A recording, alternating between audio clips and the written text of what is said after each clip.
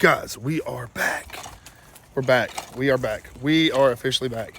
So, finally got me a tripod so we can finally record now.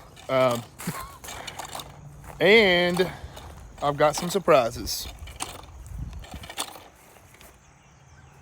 Well, I call it a surprise, but I think you guys, if you watched the last video, you know what we're about to do. So, we are going to do it, and I'm going to show you guys what I'm doing. So, let me turn this camera around. All right, boys, so we're here at Dad's. Another beautiful day over here. I love shooting here. It's peaceful, it's quiet, it's good and flat. If you're new to the channel, make sure to like and subscribe. Check out the Archery Shack, who I get all my strings, do all my bow workout and everything. This is my BLACK9. So, you know, these are like a couple old, couple year old bows, but I'm a prime guy. If you don't already know, so many people already followed me on here, but I've noticed that we're starting to reach another audience, and the channel is actually starting to grow. It's, in the last couple weeks, it's like picked up a ton of speed. Also, when I film at Dad's, it seems like every single time I fire up the old camera phone and start to do some recording, the train comes by. It never fails, but I love it. So let's break down now this bow is 100% how I am going to 3D shoot with it this year. And I'm gonna go over some of the stuff that I've done. So I know you guys are used to me normally doing like a build video and showing you guys me changing stuff and all that, but it's really hard for me to keep doing videos like that because I want to play the radio and like turn on some Tyler Childers or either some, I don't know, anything. And I don't want to get it demonetized, so I just found it's easier to just show the results. So, and one thing, yes, I am going to inline swap this bow, possibly. We've already done all the measurements, actually talked to a rep with Prime and everything, it'll work. But I'm actually just I'm gonna wait to see if Prime comes out with a long axle to axle target bow this year. If they don't, I'm not gonna worry about it. I'm just gonna keep, well, let me rephrase that. If they do, I don't know what I'm gonna do yet, but I would like to inline swap it just one time to try it.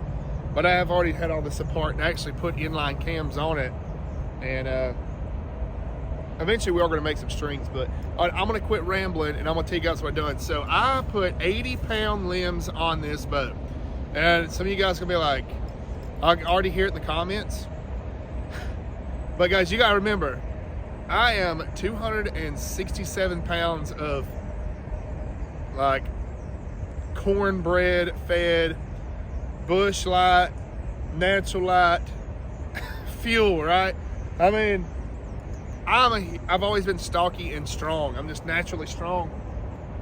Well, I say 80-pound limbs, but they're 75s.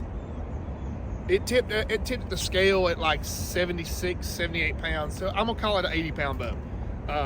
And believe it or not, with this setup, this thing is an absolute rocket ship, and it shoots lights out. Last weekend I went to Kiwi Bowman, shot with it. My tripod finally fully died, and I just give up recording on it. I was like, I'm not gonna do it. So I'm shooting this bow with a button. I don't like shooting it with a hinge. I can, but I do not like shooting it at this much poundage. And yes, I still have my 60-pound limbs. I can always put back on it, but let's rip this thing and we'll go look at some groups. But I think I'm at the 50 brick right here. But I plan to shoot like the known 50 with this bow. Also, I did sight it in last weekend, so before, I haven't even had really a sight tape for this bow. I've just been, I think my launcher blade is about to break. Hopefully it don't.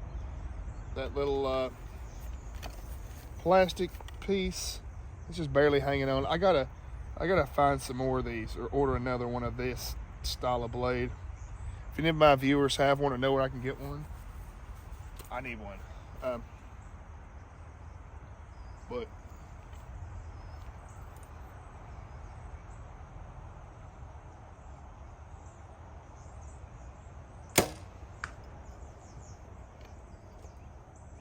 I'm at,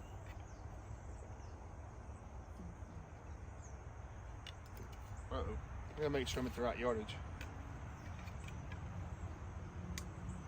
I might be at 55. 6. I think I'm at 55. Uh-oh. Whoops. I could tell I was at 55. It still rolls back smooth and it's not super aggressive at all.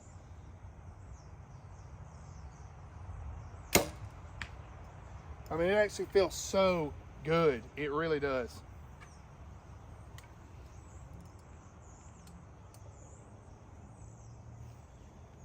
Rolls over smooth. It's got a little hump right there you have to get over, but other than that,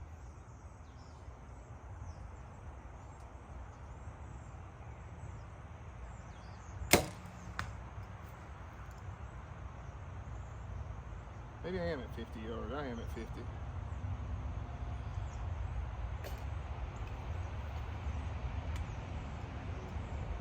I think it's sending them down there though. Get some good warm-up shots in here.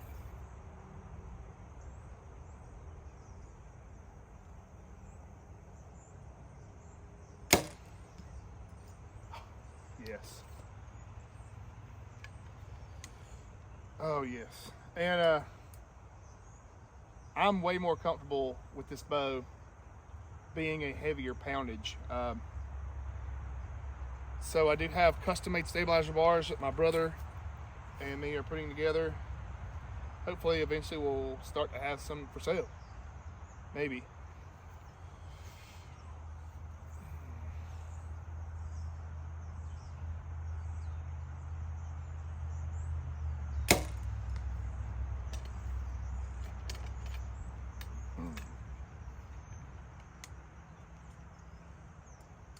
I've been shooting my shoot-through riser much more, and it's a completely different animal to this one.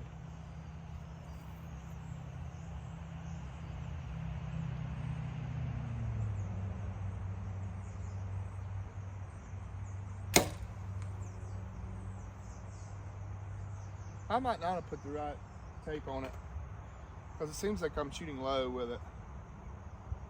But that's why I'm here today. I want to verify the tape and get it. It looks like I'm about 3 yards low. This is a different fletching configuration, but they way close to the same. Just curious, because I do notice I am tracking low. I added about 3 yards to it.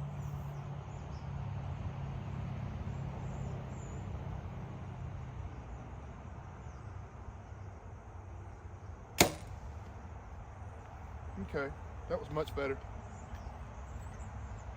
But I think, if I remember correctly, this brick is about 3 yards off. So it's not a dramatic difference, but it's enough to bother me.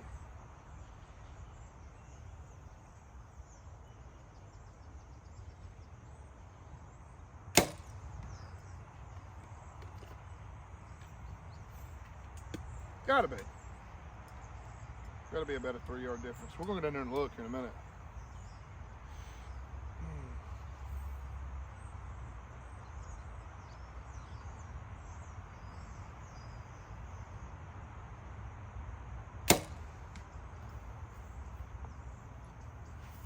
Those last 3 shots were there. Let's go look at some of those shots. And we'll go back up to 40, because I don't know if I'm gonna shoot known 50 or known 40. I don't know. All right, so a couple little warm-up shots here. I fired off on the paper just to kind of figure out a little bit where I was at, but we're good. A couple of warm-ups before I hit the foam. Look how far these PS27s are inserted. So those were the last 3 shots I saw in all down here in the lower 12. That was a 5, 10, 8. But that's the kind of results I'm looking for. Let's go back to 40 yard. All right, 40 yard now. I'm gonna give it 41 because I know that this brick's about 40, 41 yard. I sighted in with a rangefinder, but I know Dad, he put his bricks to a tape measure and they were perfect. So my tape measure, or my rangefinder is about, I think there was like a yard or 2 yard difference, something like that. Can't remember, but my field bow will be sighted in to the actual bricks. So right now I'm just kind of having to guess. Well, not really guess, but you know.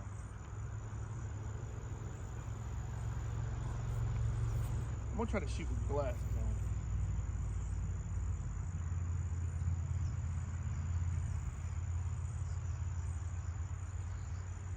on. Oh my God. Boys, we might have just come up with something. I've never in my life been able to shoot with sunglasses on, and I finally... Guys, I'm sitting here editing this video, and I just realized I said Oakleys instead of Costas. Sorry, I'm dumb. I found a pair of Oakleys that I can shoot with glasses on. That's awesome.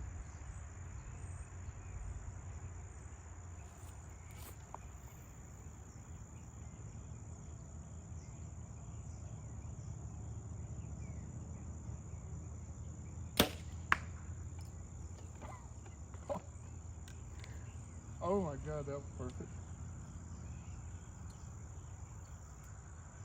Honest to God, I don't see how Prime could really improve much on this bow's design. I'm gonna say this, my 60-pound limbs, I could not get this bow to tune for shit. And I'm just gonna flat out say that. I don't know if the limbs were just bad or what, or if the deflection wasn't quite right. But with these stiffer limbs, I could put my rest exactly where it needed to be. It wasn't having to be jacked way over to make the bow tune. With the 60s, I switched the dang. I put twists in the cables. I switched all the deflections. I mean, I ran through that thing. It shot good, but it wasn't like the arrow literally sat like this for the bow to tune. And for some reason, whenever I put these heavier limbs on it, it fixed all of my issues. So, I mean, I didn't have to shim the bow, nothing. And with the other limbs, I was going to have to shim the bow, and I don't like doing that. I personally feel like a bow out of the box, you should be able to set your rest where it should be, you know, either 7/8 or 13/16 off the riser, just depending on your manufacturer. What your I'm just going to go out and say this: these manufacturers know what they're doing when they build these bows. So if you read your manual and you set it up like the manual says, as long as you're not gripping, torquing the bow or nothing like that, or doing anything funky, it should tune and bullet hole perfect. The inline 5s, easiest bows on the market to tune, in my opinion, or at least the ones that I have messed with. I set up 10 inline 5s, inline bows. I've done 5s, 3s, 1s, and as long as, you know, Prime comes with that preset knocking point that shows you the center line of the bow, and just so happens the inline 5s 2 inches above the center line of the riser. I've noticed that the arrow slightly runs downhill.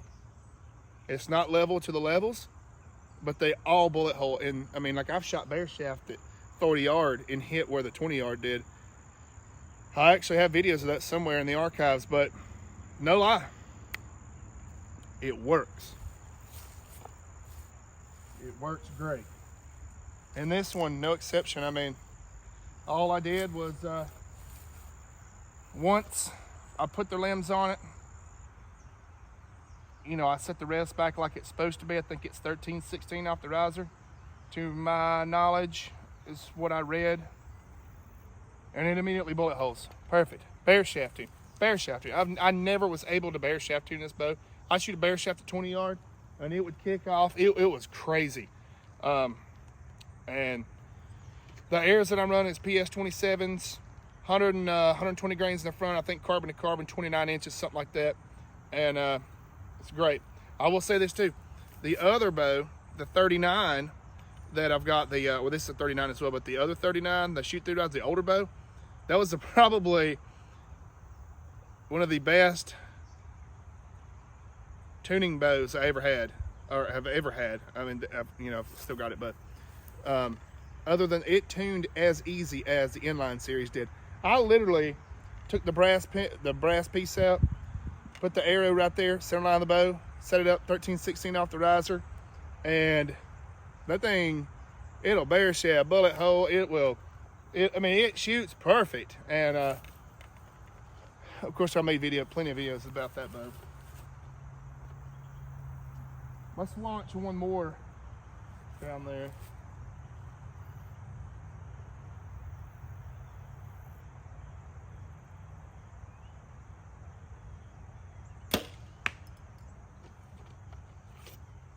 I am shooting some at the field faces. You know, being that these Airs RPS 27s, I probably won't shoot them much at 50.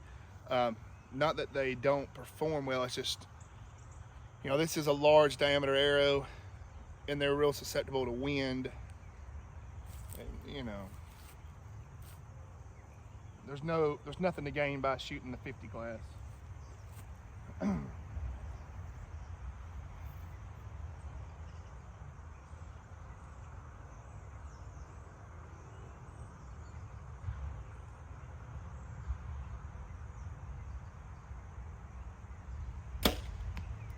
I'll let that air go. I couldn't find the target. So one thing about these glasses, they are dark. And on that black target down there, woo, I couldn't see nothing. I was like, uh-oh, I can't. All right, got another camera angle there so you guys can see kind of what's going on.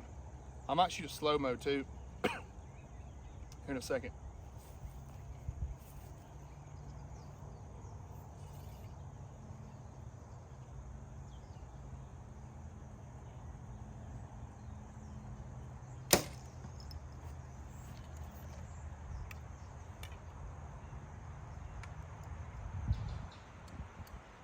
I'm telling you, for this poundage to be as high as it is not at all whooping my butt like the Matthews did whenever I set up that Matthews V3X33 with those 80-pound modules.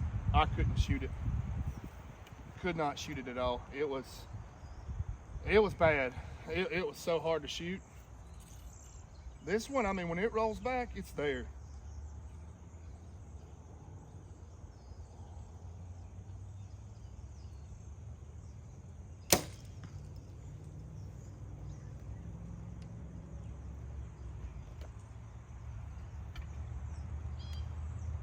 I'm gonna have to shoot without the glasses on. I can tell that I'm having to anchor just a little bit different to see. I don't want to do that. Dang blade's about to break. I'm about to glue it.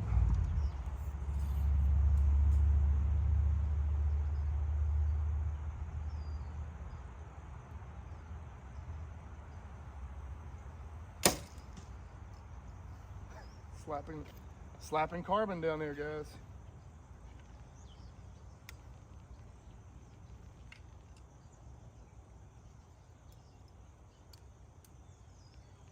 I think I am favoring just a little bit that way, but we're a long way from 3D season, so I ain't gotta worry about getting everything finely tuned or sighted in.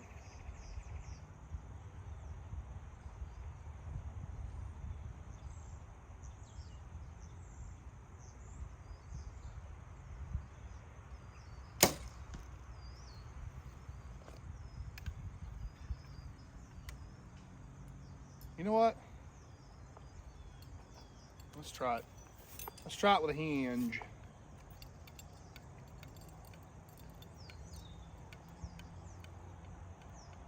It's gonna be a long video. I hope you guys watch all of it. So I've been itching to make a good video. And it feels good to be outside. It's a wonderful day. I just got off work at my part-time job, cutting meat at Ingles. Been in there since 3 this morning. Now, I'm gonna shoot, and I'm gonna go home, and I'm gonna have some beer, because tomorrow's my birthday. I'm gonna work on this video. So here's a hinge. Oh.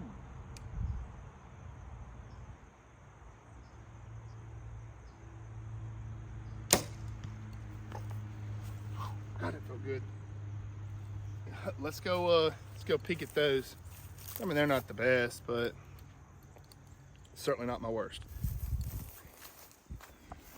Certainly not bad, but not my best groups. I mean, that right there's a good tight group. Had a couple flyers. I mean, you're going to have some out. You know, I mean, every one of them's in the 10 ring. But, I mean, there's a lot of, you know, air manipulation and stuff like that with these larger arrows. But they're flying straight. Look at that. I was at 40 yards. That's 2 right there in that little ring. And see, my problem with this target is I don't have anything to aim at. So I'm just kind of like, I just look for this coloration here and shoot. I got to get another 3D target over here with actual rings that I can make out, because it is hurting my performance not having something to actually aim at. So what I'm pretty much doing is putting an arrow down there and aiming at the next arrow.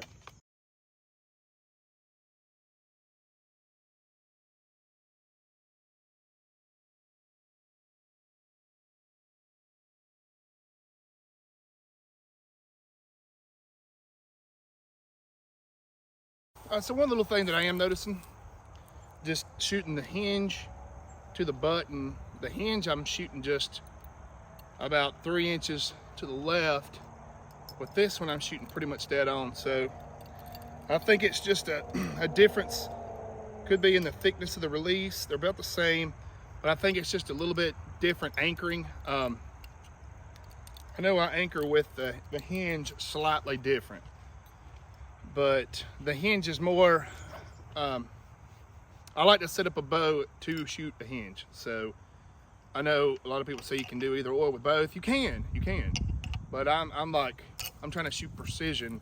So like I'll sight a bow in with a release, with a setup, and it stay that way, designated. So this one being high poundage, I feel safer shooting a button just because a lot less to go wrong. Now you can't have this release come out of your hand and you'll put it through your sight. I've done it. I got a video of it. Done it with a PSE NTN Evo. That was horrible. That was a bad day. Dummy.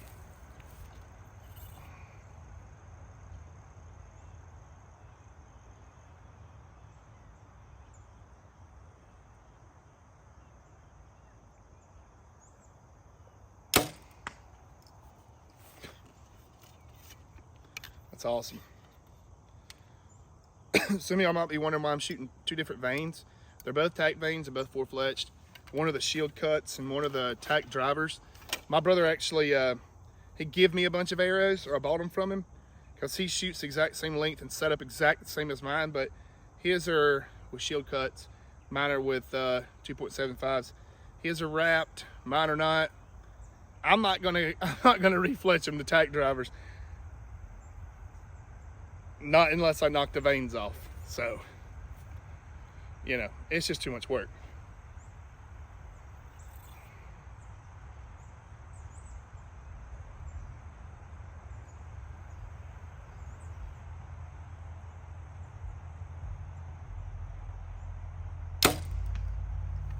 I am shooting a little bit to the left. That's fine.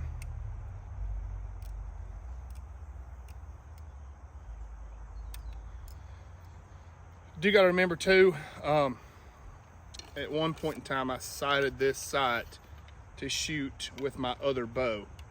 So that is one reason why I know that it is off just a little bit left and right, because I did have to move my windage.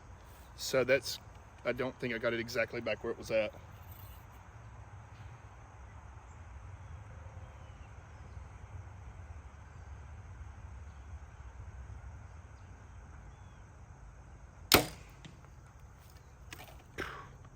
Ring, baby.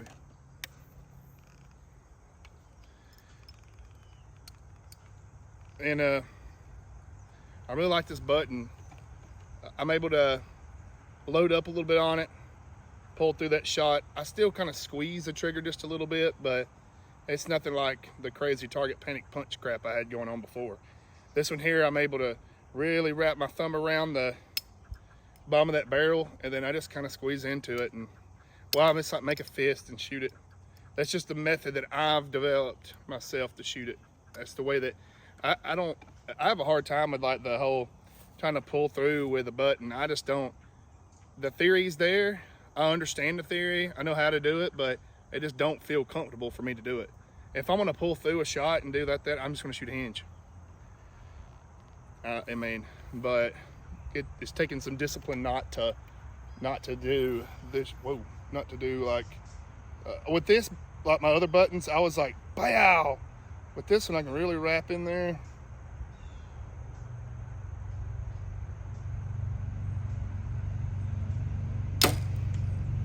And I mean, the results are there. I mean, they're plain as day to see.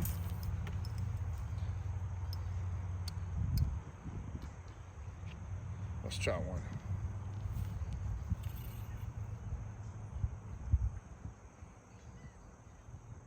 I do have to anchor different to shoot with sunglasses.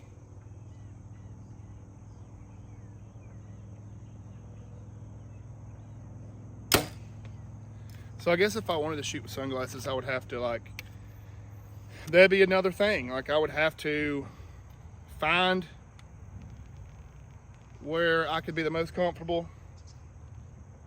If I didn't have this bridge right here, I could do it. Because I see the little corner of the bridge just a little bit, and it's halving out my peep sight.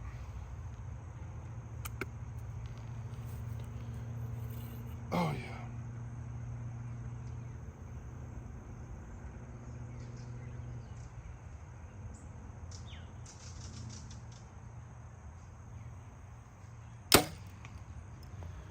Not bad, guys. We'll go look at them groups, and then I think we're gonna call it a day for the filming aspect. But I'm happy. I'm happy. Happy as can be. So I noticed my shield cuts seem to group a whole heck of a lot better. So this was the two with the hinge, and then these were just two others, which is still, I mean, that's the size of your 10 ring. So, you know, would still be in the 10. That'll probably hit a 12 there. And then, you know, if I'd have called it, that'd have been an upper. These two would have been should have been close to the 12 ring, 10. I'm not complaining. I mean, you know, I could probably switch to a PS23, which is what my other bow's shooting, because these are really supposed to be an indoor area. But if you set them up right, weight them good, and really put the fletchings to them, you know, I think the speed helps them for one. I feel like they don't lose their velocity with the higher speed. I think what I shot through the chronograph on that bow with these arrows, which are like at 400 and I think they're like 430. I'm pretty sure they're like 435 grains. I'm almost 100% certain that's what it is. But it was shooting 295 out of a target bow. That's pretty damn good. I think that the ASA is like 300 feet per second is like the capping point. And right now I'm not even a bit worn out. I'm not tired. I don't feel winded. My arm's not sore. It's a heavy, you know, it's a heavy draw. But these cams are just so, I guess they're so large. It really brings the weight on slowly. You have a slight peak, and then it just dumps off to nothing. Well, I think I'm holding, what did I say? On the scale, I remember looking, I was holding like 21 pound. But for me, I mean, it's nothing. I mean, I throw around humongous cuts of meat all the, you know, every weekend, so. And I push a dull knife through beef. that really builds the muscles out. Guys, thank you so much for watching. I hope all of you guys have a good day. I know I certainly am. I want to put on a little Tyler Childers and do some shooting. So guys, if you watched the video all the way to the end, drop a comment. I really appreciate everything. all the views. Appreciate each and every one of you guys. Let's go.